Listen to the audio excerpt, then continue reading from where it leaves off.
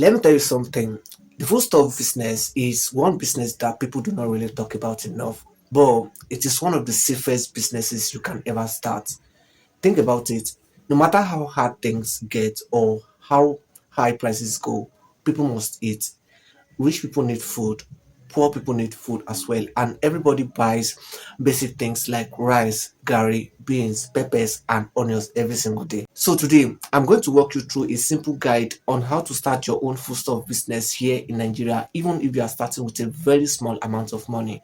I'll also show you the common mistakes that ruin new businesses and how some people quietly make a great living from this same business. So grab a pen and paper or just relax and listen, because by the end of this video, you know exactly where to start. So let us dive right in. Before we talk about how to start, let us talk about why this business is so powerful. First, food is a basic need, not a luxury. People can stop buying new clothes, they can skip going out, or they can reduce how much data they buy, but nobody wants to sleep hungry. That alone means you will always have customers coming back to your shop. On top of that, your market is everywhere. You can sell in a local market, to your neighbors, to local restaurants, online, or even to big companies that need bulk supplies. Best of all, you can start small and grow big over time. Many of the biggest foodstuff sellers you see today started with just a single bag of rice or beans. You do not need millions of naira to begin. You just need to start smart, and that is what I'll show you today in this video. The first step is to choose your business type. You see, the first mistake many beginners make is jumping in without a clear plan. They just wake up one day and say they want to start selling foodstuff without deciding what kind of items they want to sell, which leads to confusion very quickly. You need to choose your path. You can decide to focus on dry foodstuffs like rice, beans, gari, pasta, and cooking oil, because these items last a long time and do not spoil easily. You can also sell fresh items like fresh tomatoes, fresh pepper, or fish. You can decide to sell only specific items like supplying spices and seasonings, or selling only rice and beans to caterers and restaurants. If you're a beginner, my advice is to start with dry food stuff because it does not spoil easily. Your money and your items are safe while you build your customer base. Then when you understand the business better, you can easily expand into fresh foods, and that is if you wish. Step two is to do simple market research. Before you spend a single naira on stock, take your time to observe your local market or the neighborhood where you plan to sell or where you plan to open your shop. Walk around and ask yourself a few simple questions. Notice what people are buying the most, what items other sellers are running out of quickly, and what customers are complaining about, whether it is high prices, poor quality, or long travel distances. Understanding your environment like this helps you to decide what to buy, how to package it, and how to price it correctly. Step 3, plan your starting capital.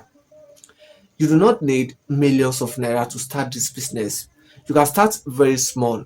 Some people start with as little as 50,000 naira by buying small quantities and reselling them for a profit. Of course, the more money you have, the more bulk items you can buy at lower wholesale prices, which leads to higher profits for you. So sit down and write out a quick plan. Figure out how much money you actually have to start, what specific items you can buy with that money, and how much you need to set aside for running costs. Never spend all your money on stock. Always keep a small amount aside for extra costs like transportation, packaging bags, or basic equipment you will need in the shop. After getting your capital ready, the fourth step is to source your goods smartly. Where you buy your foodstuff determines how much profit you will make. If you want good profit, you do not need to buy from regular retail markets where prices are already high. You need to buy directly from major suppliers or wholesalers directly. Step 5 is to decide where to sell. Once you have your stock ready, where will you sell it? You can rent a physical market stall or shop which brings in regular people walking by. You can also sell right from your home by setting a space in front of your house, which means zero rent and instant trust from your neighbors. Selling online is another massive opportunity today. You can post your products and prices on WhatsApp, Instagram, or Facebook and take doorstep orders, because many busy people prefer paying for delivery over visiting a crowded market. Finally, you can supply directly to businesses like restaurants, fast food spots, schools, and caterers who buy foodstuff regularly in bulk. Securing 2 or 3 regular business clients can give you steady weekly income. My advice is to combine at least 2 options, like selling from a small shop while also taking orders online to reach more people. Step 6 is to price your goods properly, because pricing your items correctly is essential for survival in this business. If your prices are too low, you will not make a profit and could lose money without realizing it. And if your prices are too high, customers will simply buy from someone else. The right way to set your prices starts with calculating your total cost price. That means adding what you paid for the product together with your transport and packaging costs. Then after that, add a reasonable profit margin, usually between 10 to 20%, depending on how fast the item sells. Finally, check local market prices to make sure your price is competitive. Step 7 is to store your goods carefully. Poor storage can quietly destroy your profit.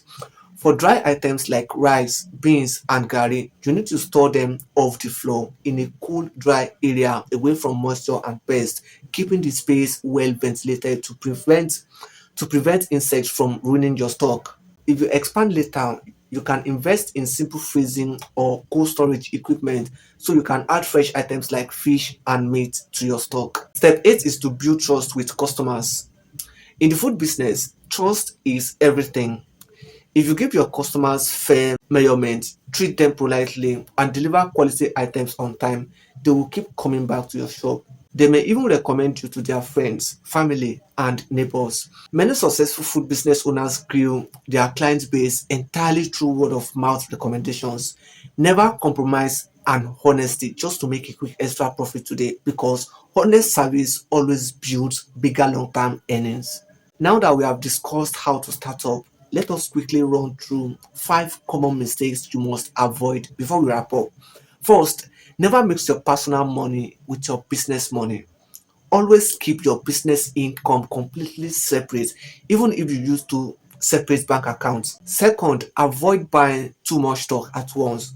Start small, then see what sells fastest and reorder based on real demand. Third, make sure you track every single sale and expense in a notebook so you always know your real profit. Fourth, you need to be careful with letting customers owe you money.